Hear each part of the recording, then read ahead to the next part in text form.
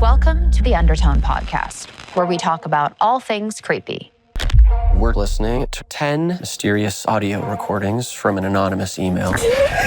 Are you implying there's hidden messages in it? Let me play it back. Play the next one. Let's find out.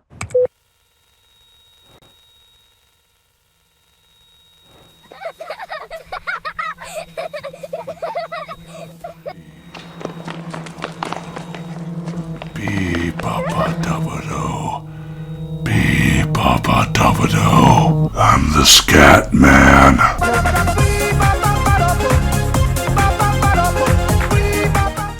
Undertone is the latest A24 movie to hit theaters, and it has been marketed as the scariest movie you'll ever see. Not to be confused with the last 47 horror films marketed the exact same way.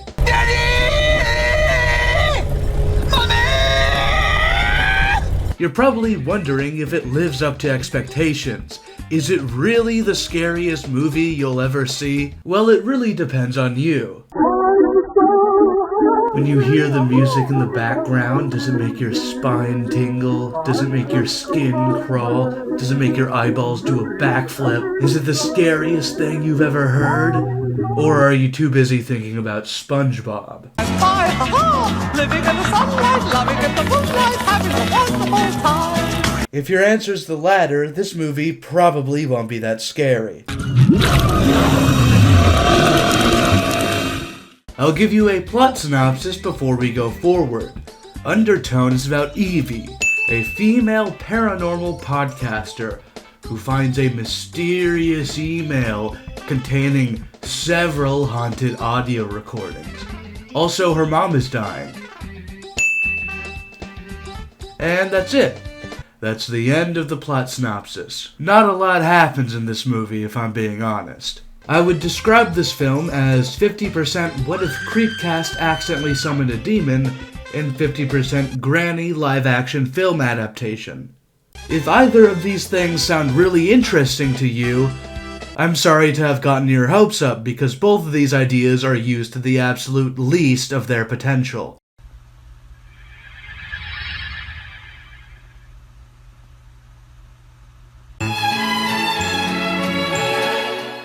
Undertone's use of podcasters and internet horror concepts is the most interesting aspect of the movie, and why I was interested in watching it in the first place, with a lot of moments from the trailer seeming like they're plucked directly from the Mandela catalog. It doesn't matter what the line is, as long as there's that vocal filter, it's the scariest thing you've ever heard. I like to move it, move it. I like to move it. Internet horror has many great works and interesting ideas that haven't really been adapted on screen yet. Instead, Hollywood would rather remake the exact same few Catholic-themed ghost movies and movies about being chased by the creature. The audio design in the trailer reminded me a lot of many of the most popular works of internet horror, like the Mandela Catalog, Gemini Home Entertainment, and Urban Spook. Okay, maybe not that last one. Would've gotten away with it. Wouldn't that be something? Big, touchy, boom.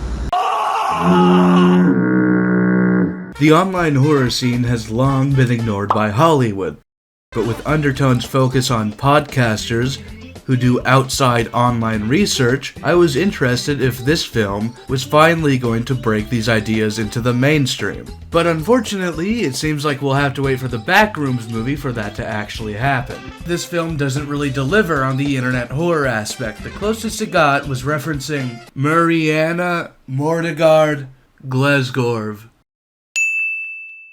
also known as that one creepypasta with the red guy.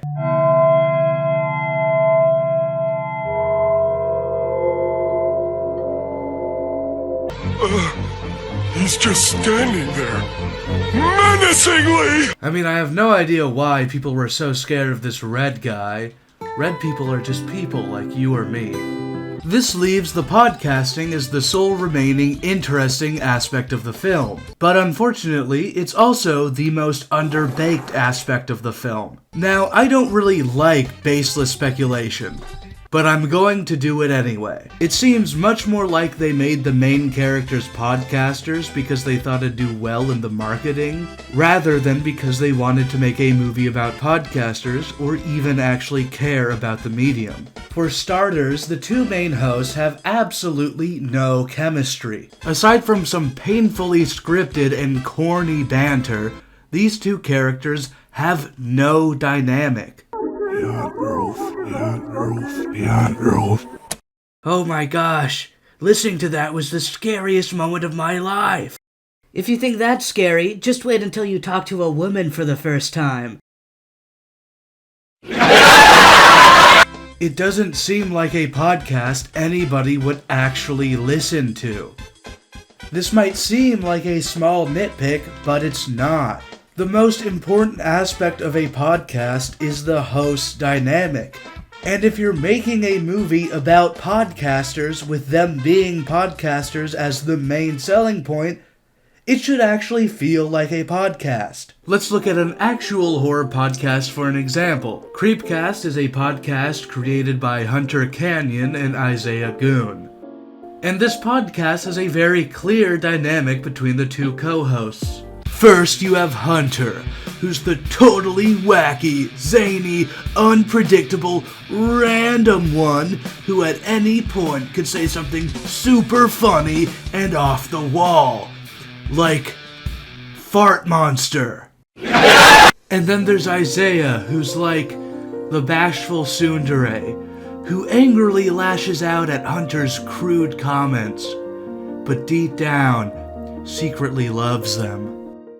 My pussy is absolutely tingling. These two personalities contrast each other and enhance the experience. Compare this to the two Undertone podcasters, where it feels like 75% of the lines could have been said by either character because they are so similar. And yet they have the chemistry of two coworkers who never talk outside of work. Isn't it great working at the Krusty Krab, Squidward?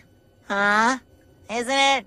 Working here. Yeah, great. Yeah. Yeah. Oh, yeah. Yes! Look, I don't expect or need these guys to be absolutely hilarious, but I at least want them to not seem bored.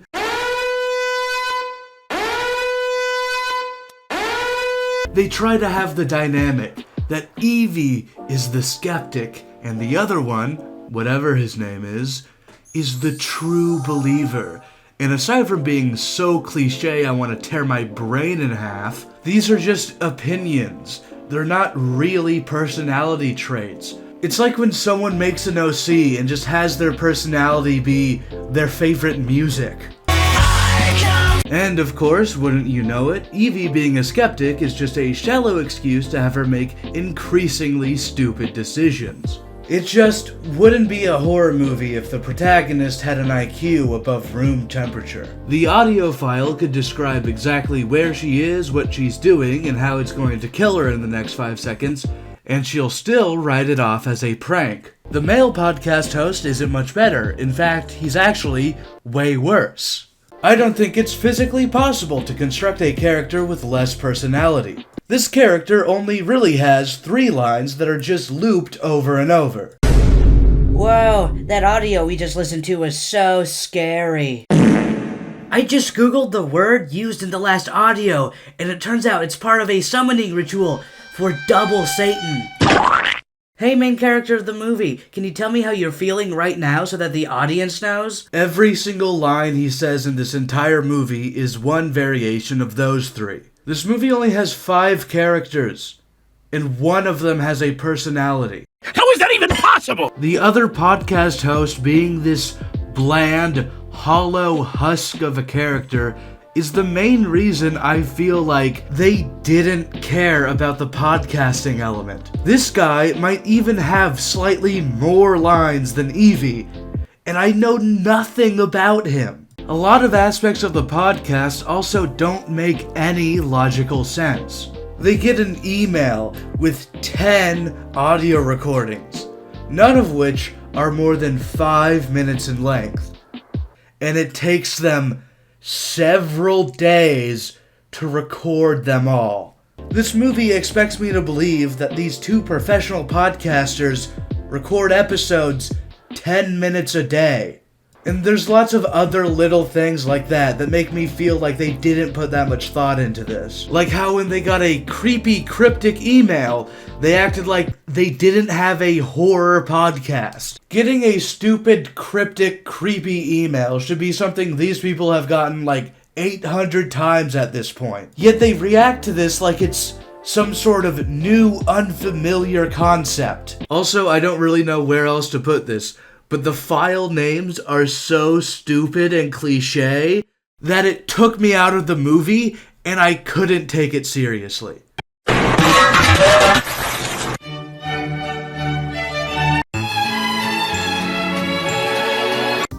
The best part of Undertone is it seems like it was made by an audio engineer. The worst part of Undertone is it seems like it was made by an audio engineer. This is a horror movie where 97% of the horror comes from the audio. With how important audio is to horror, this isn't a bad idea. After all, just changing the audio can drastically change how scary something is.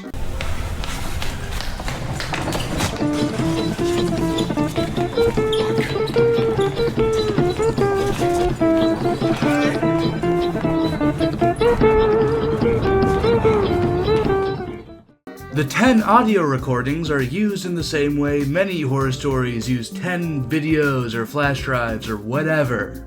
Where the first one features something mildly creepy but easy to write off, and it gradually building until the last one where it's revealed the entity was behind 9/11.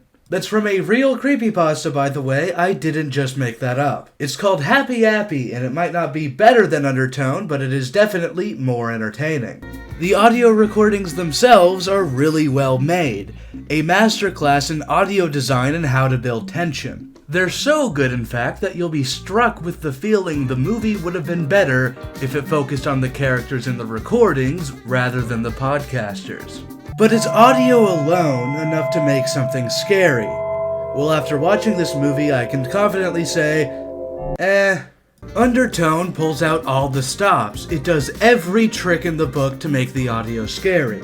It uses creepy children's music. It uses deep, gravelly, low pitches. It even uses barely perceptible, psychologically straining undertones. He said it! He said it! But the issue is, using all of these tricks at once might have actually backfired. There's an effect I've noticed where when something tries too hard to be scary, it ends up being less scary. There are times when Undertone's overuse of these scary audio tricks makes it sound like a horror-themed YouTube poop.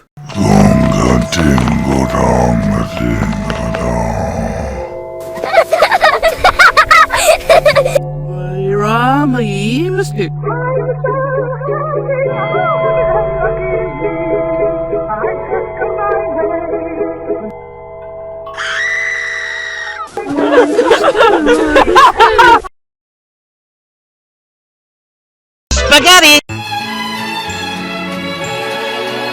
Before we go forward, I would like to give a brief content warning. Content warning. Demon abortion. Undertone is way heavier in its themes than the trailers would have you believe. I, for one, am sick and tired of seeing a movie called The Stabby Slashy Kill Man, where the trailers are all action-packed, filled with people being stabbed, screaming, running, and explosions. And then you actually watch the movie, and it's 95% a slow burn where the main character is crying in the corner about their AIDS diagnosis. I don't have a problem with a heavier, more serious movie, just at least be honest about it. You could spare a lot of awkward car rides home if you're just upfront about what the movie's actually like. Undertone is a single location film, which is something that is infamously very difficult to pull off. Some films can pull off a single location very well, and you'll hardly even notice that it all takes place in one location. Other times, half the film's runtime will be the main character standing still in a well-composed shot, while the music desperately tries to convince you that it's not wasting your time. Undertone falls into the second category. It really feels like it had the potential to be a really amazing 30-minute short film that was stretched into a 90-minute runtime for basically no reason, with most of the film replaying the same plot beats over and over. Her mom's dying, she listens to a few audios, she stands in a well-composed shot, repeat over and over. It takes until the very end for this cycle to break. And now I have to talk about the ending. Undertone might have the most disappointing ending out of any movie I have seen in the past few years. The secondary podcast host just can't shut up. The movie finally reaches its climax and supernatural stuff finally starts happening, and this guy turns it into a reaction video. Ripley! Look out, Ripley! Oh my gosh, there's an alien!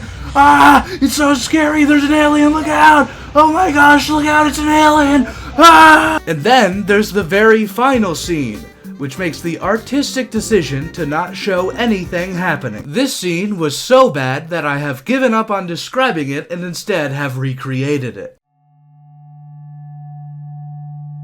Scooby-Dooby-Doo.